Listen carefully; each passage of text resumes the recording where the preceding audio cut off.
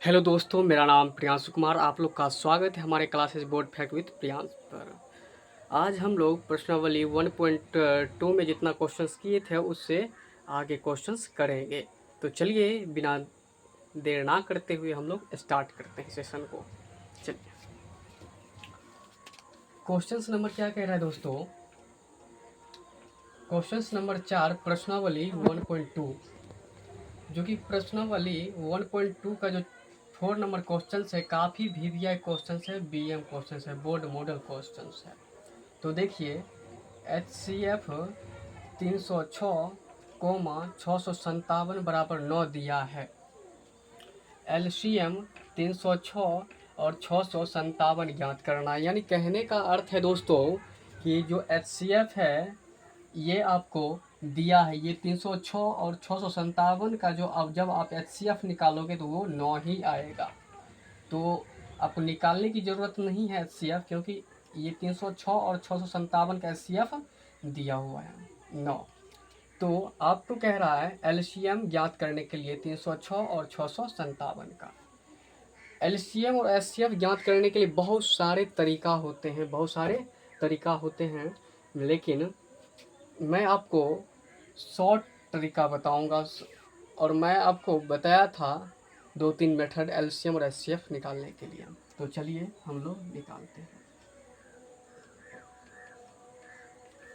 देखिए दिया क्या है, पहले लिख लेंगे। दिया है,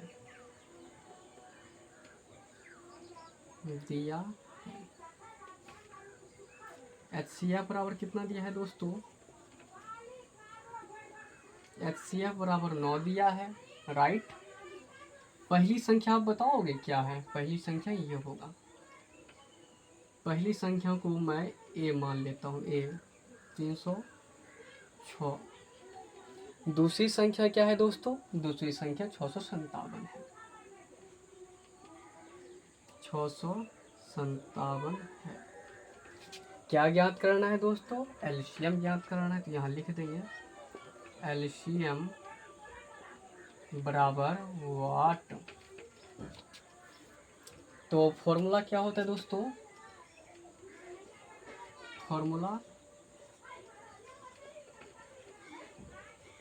फॉर्मूला के अनुसार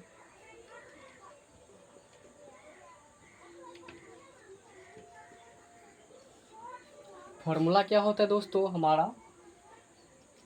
पहली संख्या गुना दूसरी संख्या बराबर एच सी एफ गुना एल सी एम। निकालना क्या है दोस्तों? एल सी एम निकालना है। तो एल सी एम ले लो इधर, या छोड़ो ऐसे ही रहने दो। पहली संख्या बताओ दोस्तों क्या? पहली संख्या 306 है, या का चिन्ह दो। दूसरी संख्या क्या है दोस्तों? दूसरी संख्या 657 है। एच सी एफ क्या है? एच सी एफ 9 है। एलसीएम क्या करना है? एलसीएम निकालना है, व्हाट। अब क्या करो, एलसीएम निकालना है ना, एलसीएम यहाँ ले लो। एलसीएम गुना में है तो क्या होगा? भाग में चला जाएगा। 306 गुना 657 बट्टा ये 9। अब कटर पिटर करेंगे, यानी काटेंगे। कौन डिवाइड हो रहा है 9 से? तो 9 से 306 में भाग दे करके देखते हैं। तो 9 तिया 27, 9 एकम 9, 9 दूना 18, 9 तिया 27, 9 चौक 36, 36 30 से ज़्यादा हो जाता है, कम लेना है। तो 9 तिया 27, क्या बचा? 3 बचा। 3 और 6, ये देखो 9 तिया 27, 30 में से 27 घटाओगे 3, 3 6, फिर हो जाएगा 36। यानी देखो समझ में नहीं आ रहा है तो देखो यहाँ पे 306 में भाग दो। 9 तिया 27, 27 घटाओगे ये कट जाएगा 3, ये 6। तो क्या होगा दोस्तों? 9 चौका 36, ये 36 कट गया। मतलब ये 9 से 336 को 34 बार में काट देगा। तो लिखो LCM बराबर 34 गुना 657। 657। अब क्या करोगे, 34 और 657 का गुना करो। 34 और 657 का गुना करो। 657 गुना 34, 7 चौक 28, हासिल 2, 5 चौक 20, 2 22, 6 चौक 24, 24 2 22, टोटल 22। फिर 7 तिया 21, एक अंक बाद, 5 तिया 15, हासिल 2, 15 2 17, हासिल 1, 6 तिरिक 18, एक हासिल था तो 19, 8 2 1 3, 7 2 9, 9 2 11, 11 का 1 2, 1 और पैंचा इसमें था तो 1 1 2। तो LCM बराबर 2 1 9 3 8। इसीलिए LCM 306 657 बराबर 2 1 9 3 8, 9 3 8।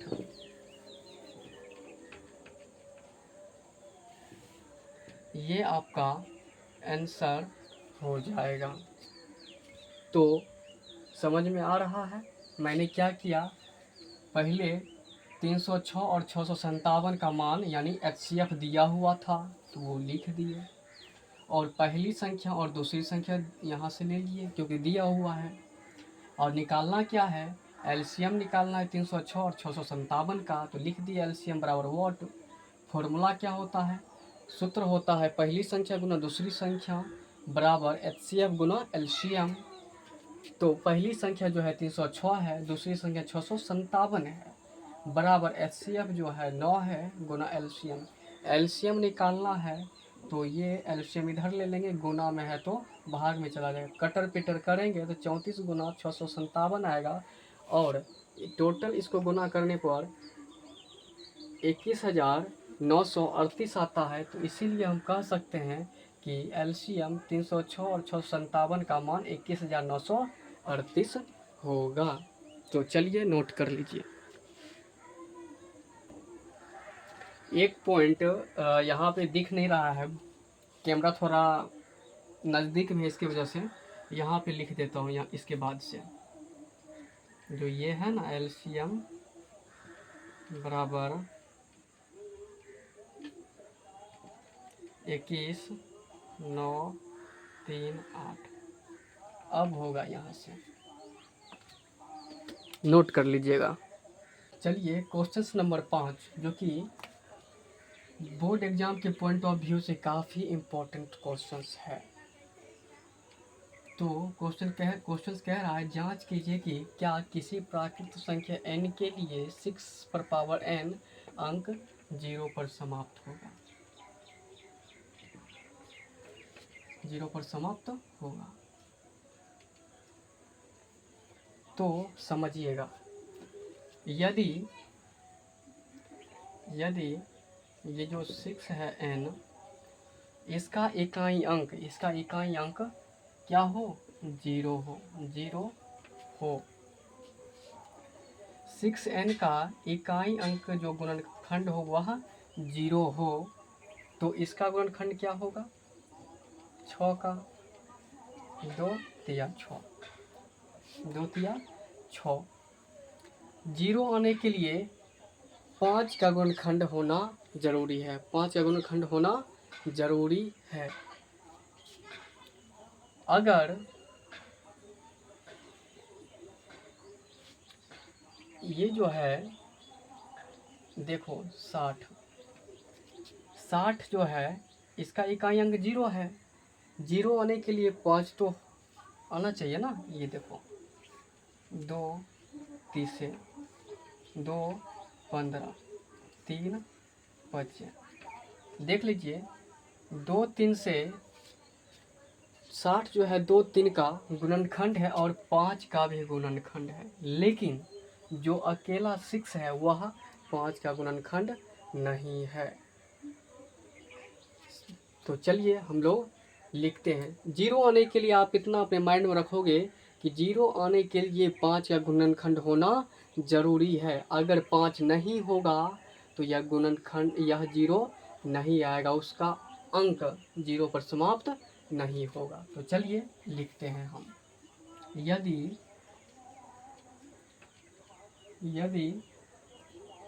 6n का इकाई अंक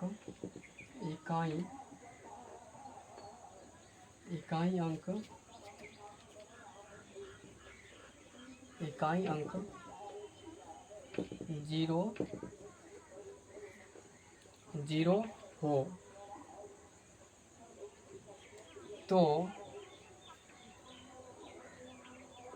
तो उसका,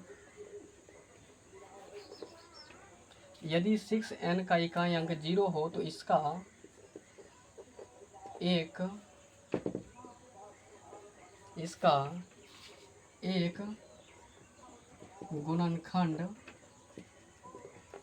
गुणनखंड 5 आवश्यक होगा। अवश्य लिख लो, अवश्य नहीं तो जरूरी, गुणनखंड जरूर होगा। मैंने क्या बताया कि जीरो आने के लिए एगो 5 का होना जरूरी है। 2 पंचे 10, इकाई अंक 0, 10 दूना 20, 10 में भी 5 आता है, 5 चौक 20, 5 का होना जरूरी है इकाई अंक 0 लाने के लिए। जैसे 40, इकाई अंक 0, 8 पंचे 40, 80, 16 पंचे 80, इकाई अंक देख रहे हो 0 है, तो मतलब एक गुणनखंड 5 होना जरूरी है। तो क्या होगा, तो 6n का गुणनखंड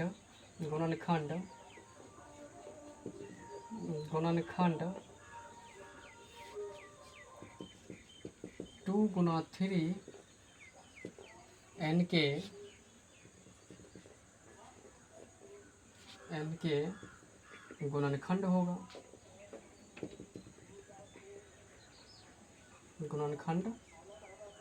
होगा, लेकिन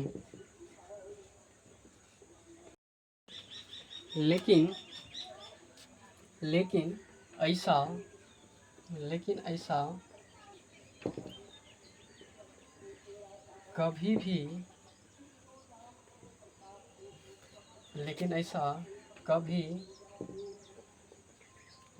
कभी भी नहीं होगा।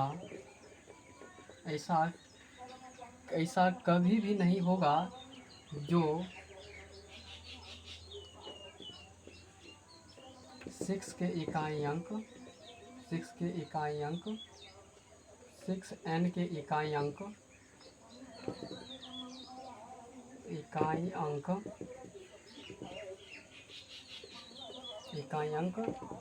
0 पर समाप्त होगी।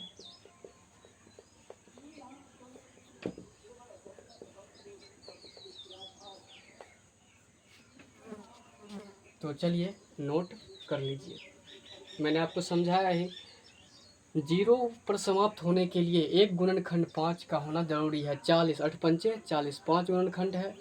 80, 16 पंचे 80, एक गुणनखंड 5 है। लेकिन 6 में ऐसा कोई संख्या नहीं है जो 0 पर समाप्त हो, देख सकते हो। n जो है प्राकृत संख्या 1 ले लो तो 6 एकम 6, n पर 2 ले लो, 6 छाक 36। प्राकृत संख्या लेते चलो, 6 पर 3 216, देख रहे हो 0 आ रहा है, नहीं आ रहा है दोस्तों।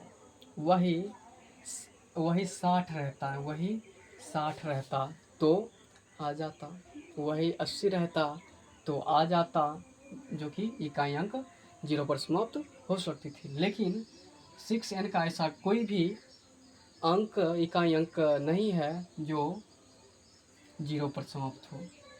इकाई अंक देख सकते हो 6 का क्यों करते हैं इकाई अंक इतना, सिर्फ 6 पर पावर n है, उस पर प्राकृत संख्या का मान देते चलो देखते चलो है कि इकाई अंक का मान 0 नहीं आएगा।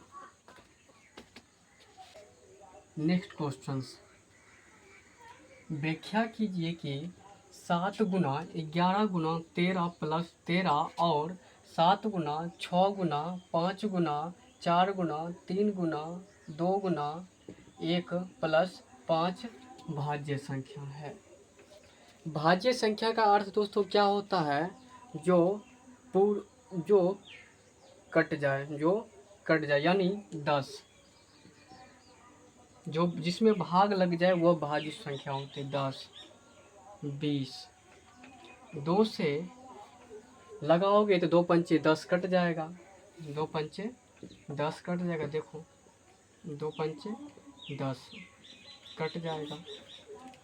और 20, 10 से लगाओ, 10 दूना 20, यानी पूरी कट जाए, पूरी तरह से कट जाए वह भाज्य संख्या होगा। भाज्य संख्या मतलब उस भाज्य संख्या में शेष नहीं बचना चाहिए। अब मान लो 2 से हम 5 में भाग दे रहे हैं, 2 से हम 5 में भाग दे रहे हैं, 2 दूना 4, एक शेष, ये अभाज्य संख्या हो गया। जो ये 2 है यहाँ एक अभाज्य संख्या हो जाता है 5 के लिए।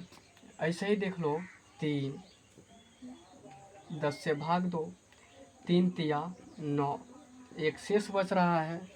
मैंने क्या बोला, जिसमें शेष बच जाए, जिस संख्या से भाग देते हैं, यानी कहने का अर्थ है कि अगर एक संख्या को किसी दूसरी संख्या से भाग दे रहे हो, अगर उसमें शेषफल बच जाता है तो वह अभाज्य संख्या होगा, जो कट जाए वह भाज्य संख्या होता है। तो एग्जाम्पल मैंने आपको बताया, हम लोगों ने देखा कि जो 1-2 एग्जाम्पल हम लोग भाज्य संख्या का लिए और 2 अभाज्य संख्या का लिए। तो पहला जो अब भाज्य संख्या 2 से हम 10 में भाग दे रहे हैं तो कट जा रहा है, 2 पंचे 10 हो जा रहा है।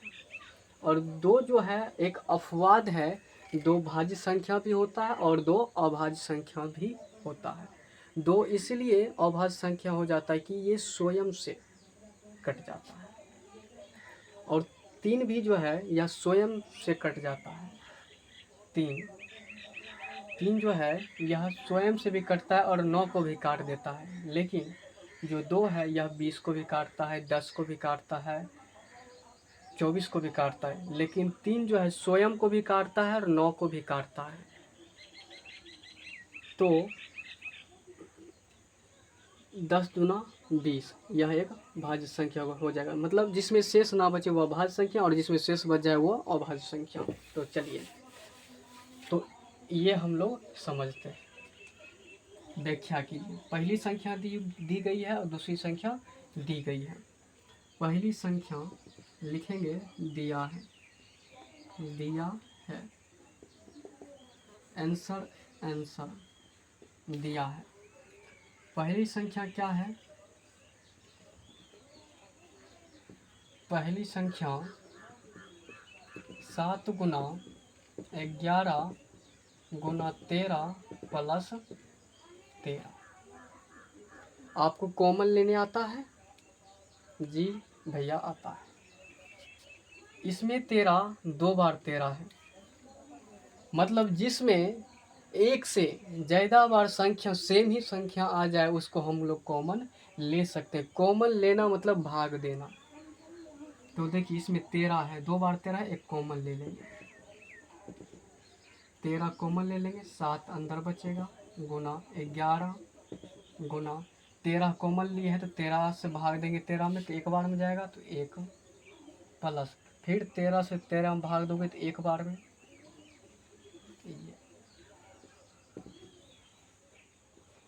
11 सत्ते 77 गुना 1 77 गुना 1 77 ही होता है प्लस 1 78 13 गुना 78।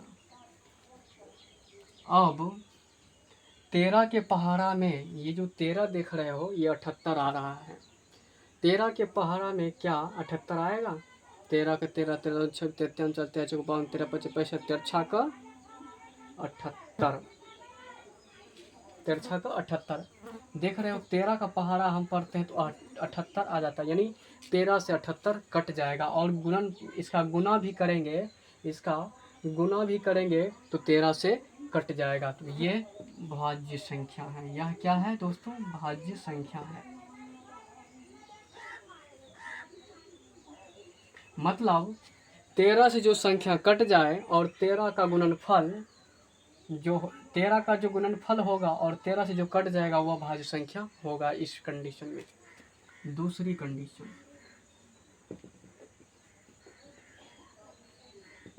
दूसरी संख्या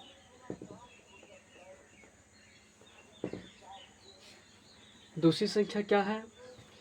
7 गुना 6 गुना 5 गुना 4 गुना 2 गुना 1 प्लस 5। इसमें क्या कॉमन आएगा? कॉमन लेना मतलब भाग देना। यहाँ पर कॉमन लिए तो मतलब भाग ही दिए ना। यहाँ पर देखो 5 और 5 2 5 है, हम लोग कॉमन ले सकते हैं। अगर कहोगे आप कि 2 भी तो है कॉमन ले सकते हैं, लेकिन क्या 5 में कॉमन जा रहा है? कहोगे नहीं। तो ऐसा नंबर चुनो जिसको कॉमन ले लेंगे तो ये क्वेश्चन सॉल्व अच्छा से हो जाएगा। लेने के लिए तो आप 2 भी ले सकते हो। 2 है, 2 के पहाड़ा में 4 आता है, 6 भी आता है, लेकिन 5 जो देख रहे हो यूनिक है। ये क्या है? 5 यूनिक है, तो 5 लेते हैं। 5 कॉमन लेना, भाग देना, तो 7 ऐसे ही रह जाएगा, 6 ऐसे ही रह जाएगा। 5 कॉमन ले लिए तो 5 से भाग दोगे 5 में तो एक बार में 1 4 ऐसे ही रह जाएगा, 2 ऐसे ही रह जाएगा, गुना 1 ऐसे ही रह जाएगा, प्लस का चिन्ह है तो प्लस का चिन्ह। और ये जो 5 है कॉमन ले लिया ना, तो 5 से भाग देना, 5 एकम 5। अब देखो सच्छा का 42 42 चौक, सच्छा का 42 42 चौक 4 दूना 8 4 चौक 16 168 168 गुना 2 8 दूना 16 16 दूना 32 1 33 प्लस 1 337 337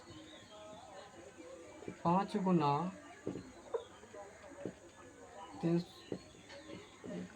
337 मतलब कॉमन आ गया, इसमें भी कॉमन आ गया, इसमें भी कॉमन आ गया। कॉमन आना यानी भाग लगना, यानी भाज्य हो जाएगा। देखो समझ में अभी भी मेरे ख्याल से आपके माइंड में नहीं आया है। 7 पच्चे 35, ये जो है 7 पच्चे 35, 5 तिया 15 15 1 3 18 5 तिया 15 15 1 19। 5 का जो है गुणनखंड 337 है, 5 का गुणनखंड 337 है, और इस दोनों का मल्टीप्लिकेशन 1985 करते हैं। इसमें अगर 5 से भाग दोगे ना तो ये पूरी तरह से कट जाएगा, पूरा कट जाएगा। तो आप कह सकते हो कि यह भी एक भाज्य संख्या है। अगर बिलीव ना हो तो देख लेते हैं। 5 से भाग दे दो 1985। यहाँ पर भी हम कर सकते हैं थे 13 और 78 का गुणनफल। गुणनफल यहाँ पे जो है गुना करते जो मान आता है एक प्रॉपर वे में, एक पूरा मान निकलता, उसमें हम 13 से भाग देते वह लग जाता। तो यहाँ पे अगर आपके मन में चल रहा है कि भाग आप दे करके दिखाओ, तो देखिए 5 तिया 15, 4 8, 5 सत्ते 35, पन्ना 8 40, पन्नामा 45, 5 नमा 45 कट जाएगा। और ये 3 35, 5 सत्ते 35, ये देख रहे हो कट रहा है, ये क्या है कट रहा है। तो मतलब टोटल गुना कर लोगे और इससे भाग दे दोगे तो कहोगे कि यह पूरी तरह से कट जाएगा, तो यह भी एक भाज्य संख्या है। तो लिखेंगे अतः 7 गुना 11 गुना 13 प्लस 13 तथा 6 गुना 7 गुना 6 गुना 5 गुना 4 गुना 3 गुना 2 गुना 1 प्लस 5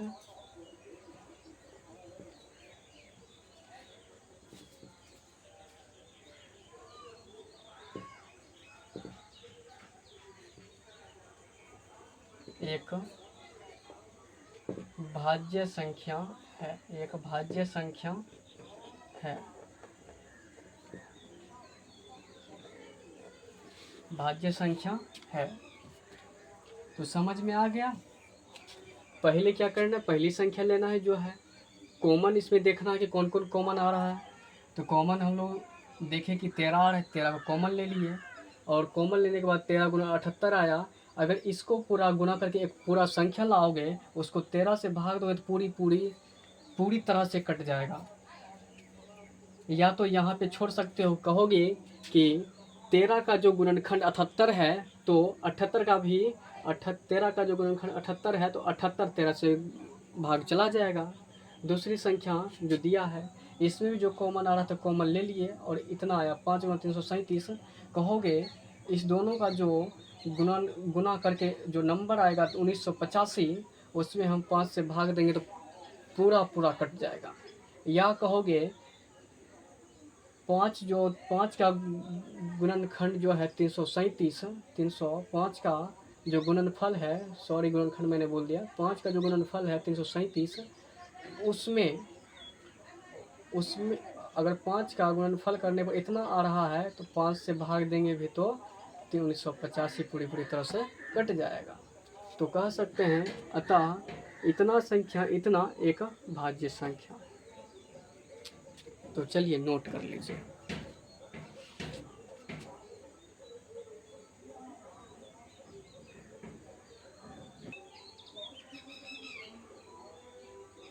दोस्तों स्टैंड की वजह से काफ़ी प्रॉब्लम हो रहा है, जो दिख नहीं रहा था उसको मैं जूम करके और थोड़ा उठा करके मैं आपको दिखा रहा हूँ, देख करके आप लोग नोट कर लोगे। नेक्स्ट क्वेश्चंस दोस्तों आज का लास्टवा क्वेश्चंस है। बोर्ड पे लिखूंगा नहीं क्योंकि बहुत बड़ा क्वेश्चंस है। प्रश्नावली 1.2 में जो दिया हुआ है, किसी खेल के मैदान के चारों ओर एक वृत्ताकार पथ है। इस मैदान का एक चक्कर लगाने में सोनिया को 18 मिनट लगता है। सोनिया को कितना मिनट लगता है दोस्तों? 18 मिनट लगता है। जबकि इसी मैदान का एक चक्कर लगाने में रवि को 12 मिनट लगता है। सोनिया को 18 मिनट और रवि को 12 मिनट का समय लगता है। मैदान भी सेम ही है। मान लीजिए कि दोनों एक ही स्थान और एक ही समय पर चलना प्रारंभ करता है। दोनों एक ही स्थान से चलता है और एक ही समय में चलता है रनिंग के लिए, चक्कर लगाने के लिए एक ही दिशा में। कितने समय बाद वे प्रारंभिक स्थान पर मिलेंगे? कितने समय बाद वह प्रारंभिक स्थान पर मिलेंगे? कहना क्या चाह रहा है कि एक सोनिया नाम की लड़की है, वह 18 मिनट चक्कर लगाती है और एक रवि नाम का लड़का है, वह 12 मिनट का समय लगाता है। और वह मैदान भी एक ही है और समय भी एक ही है और दिशा भी एक ही है। मतलब समय का कहने का अर्थ है कि वह एक ही साथ चक्कर लगाना शुरू करता है और उसमें जो दिशा होता है वह भी सेम ही डायरेक्शन होता है। तो चलिए हम लोग बनाते हैं।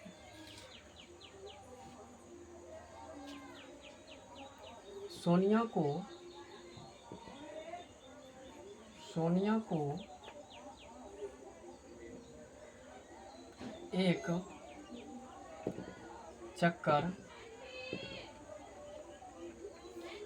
एक चक्कर लगाने में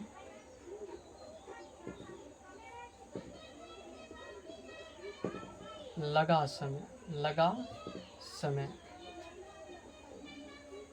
कितना मिनट है दोस्तों? सोनिया को कितना मिनट लग रहा है एक चक्कर लगाने में? 18 मिनट।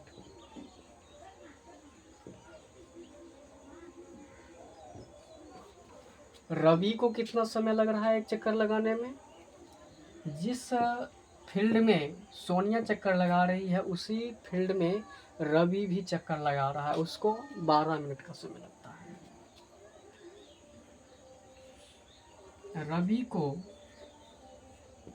रवि एक चक्कर लगाने में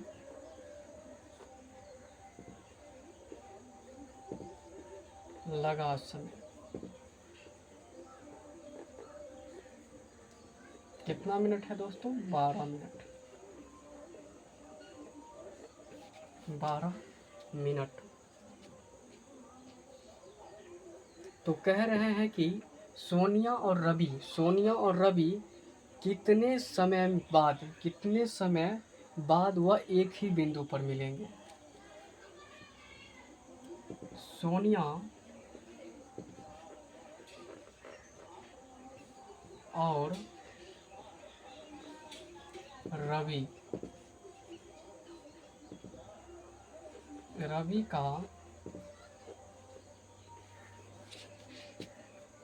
का समय पूछ रहा है। मतलब प्रारंभिक स्थान पर कब सोनिया और रवि मिलेंगे और उसका समय कितना होगा। तो इसका अर्थ है कि इतना मिनट सोनिया को लग रहा है, इतना मिनट रवि को मिल रहा है। अगर सोनिया का और रवि का दोनों का एलसीएम निकाल लेंगे तो सोनिया और रवि का समय निकल जाएगा और वह अपने प्रारंभिक स्थान पर आ जाएंगे। तो चलिए हम लोग निकालते हैं। तो चूंकि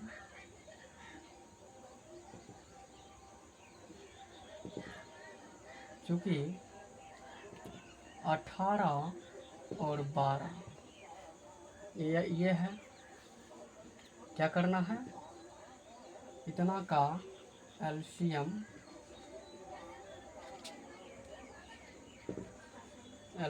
निकालना है या निकालेंगे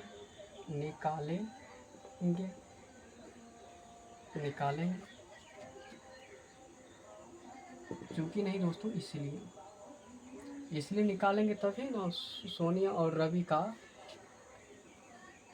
निकल जाएगा समय और उस समय पर एक प्रारंभिक स्थान पर मिलेगा। तो 18 और 12 का निकालो।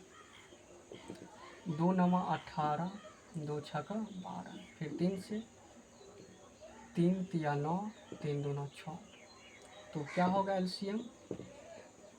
एलसीएम बराबर 2 गुना 3 गुना 3 गुना 2, 3 तिया 9, 9 दूना 18, 18 दूना 36, 36 निकल गया। तो कह रहा है क्या, कितने समय बाद प्रारंभिक स्थान पर मिलेंगे। तो लिख देंगे सोनिया अतः सोनिया एवं रवि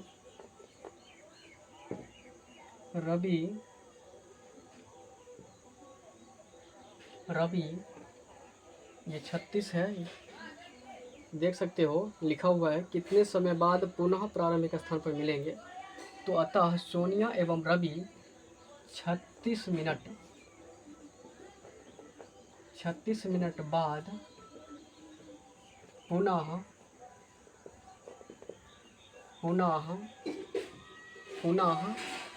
प्रारंभिक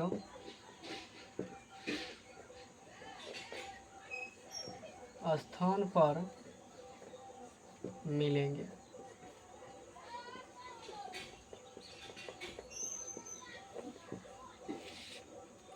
एक बार फिर से मैं आपको समझा रहा हूँ।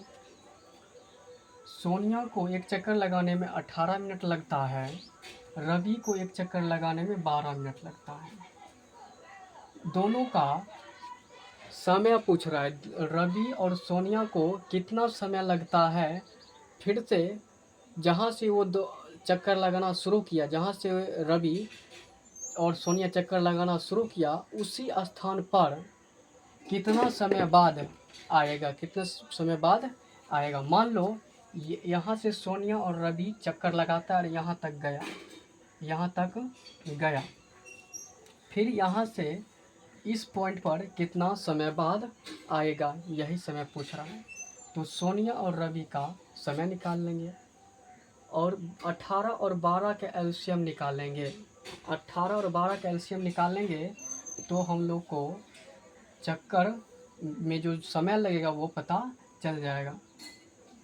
तो 36 एलसीएम निकलता है 18 और 12 का, तो कह सकते हैं अतः सोनिया एवं रवि 36 मिनट बाद पुनः प्रारंभिक स्थान पर मिलेंगे। आज के लिए इतना ही दोस्तों। अगर आपको वीडियो अच्छा लगता है तो एक लाइक और एक कमेंट ज़रूर करें। सब्सक्राइब करने मैं नहीं बोलता हूँ।